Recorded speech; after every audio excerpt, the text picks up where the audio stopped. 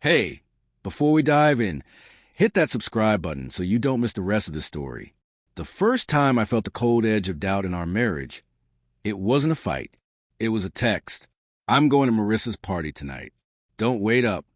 I stared at my phone in disbelief. Marissa's parties weren't casual gatherings. They were loud, crowded, alcohol-fueled chaos. And I'd told her just last week how uneasy I felt about her going to these events alone. She didn't reply immediately, just left a message hanging like a dare. Her name is Lisa. I've known her since college, and for 8 years, I thought I knew her completely. We've had our fights, like everyone, but there was always this unspoken understanding. I never imagined that understanding could be broken by a simple party invite. I remember pacing the apartment, my hands clenching the railing of the balcony, staring down at the city lights. The hum of traffic and distant laughter felt intrusive, like the city itself was mocking my worry. She walked past me, deliberately brushing against my arm, her perfume sweet and faintly sharp, my comfort and my irritation all at once. She avoided my gaze. That alone was enough to ignite a storm inside me. I watched her pack a small bag, the zipper sliding smoothly over her lipstick, compact, and phone charger. Every movement felt deliberate, as though she were rehearsing her escape. When I asked her again calmly, "Are you sure you want to go?" she smiled, the kind of smile that hides more than it shows. "I'll be fine. Don't worry." But her eyes flicked to the phone, like she was already somewhere else. I wanted to say no. I wanted to fight, to hold her back, but I didn't. Something in me knew the argument would only push her further.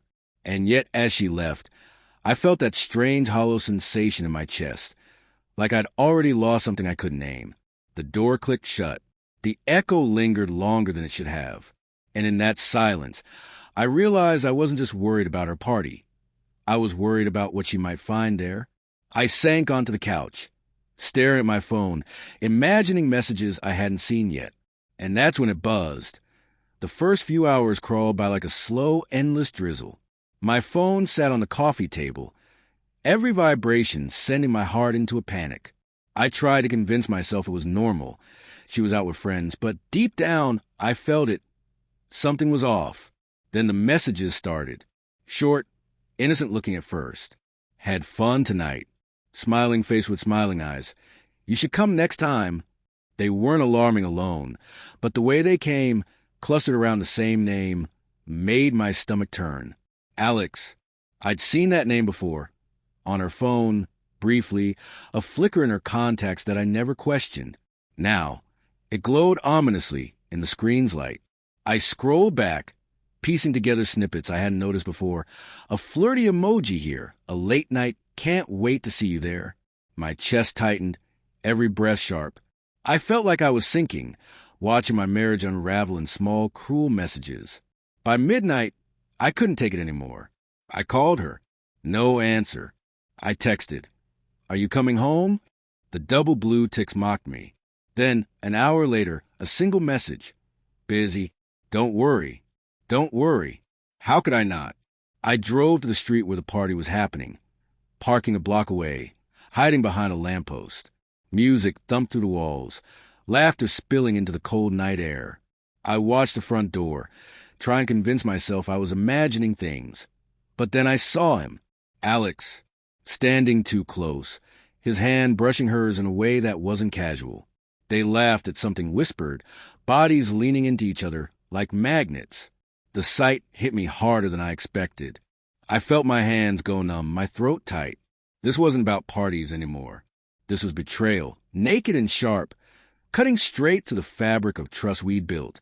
I texted her again, my fingers trembling. "I'm outside. We need to talk." Her reply came almost immediately. "Don't. Please, just go home." I froze. That wasn't just a refusal. It was a warning. She didn't want to see me. Not tonight. Not like this. And in that instant, standing under the harsh streetlight, I realized the person I thought I knew had been hiding. And I wasn't sure if I wanted to uncover the rest. I left my car and walked toward the entrance, my heart hammering, every step heavier than the last. The bass from inside made the air vibrate, a relentless reminder that life carried on inside, while mine felt like it was collapsing. I pushed open the door. Lisa froze the moment she saw me. Her smile faltered, replaced by a tension that made my chest ache. Alex, too, stepped back, confusion and guilt mixing on his face. "We should talk," I said. My voice steadied, I felt.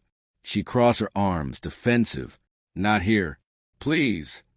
I ignored her plea, gripping her arm lightly but firmly. "Why, Lisa? Why me? Why us?" She looked away, her fingers twisting nervously. I don't know. I didn't think it meant anything," she whispered. "Didn't mean anything?" I repeated, feeling the weight of betrayal crush me.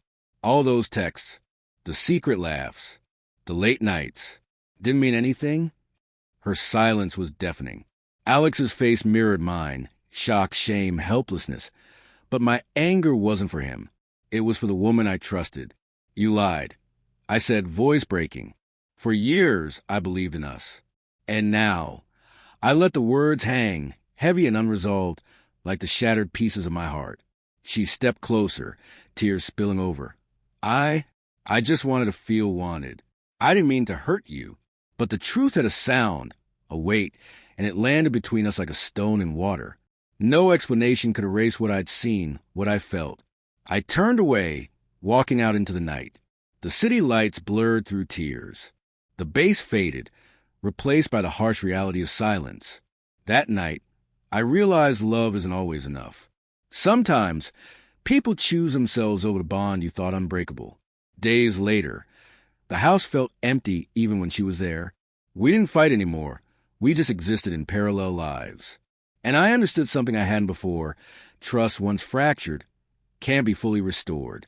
So I let her go, not with rage, but with a quiet understanding that some heartbreaks aren't meant to be fixed. They're meant to teach you about boundaries, about self-respect, about recognizing when love has already slipped through your fingers. If you've ever been in this place, share your story below. Hit that subscribe button, and let's remember that heartbreak, though brutal, can make us stronger than we think.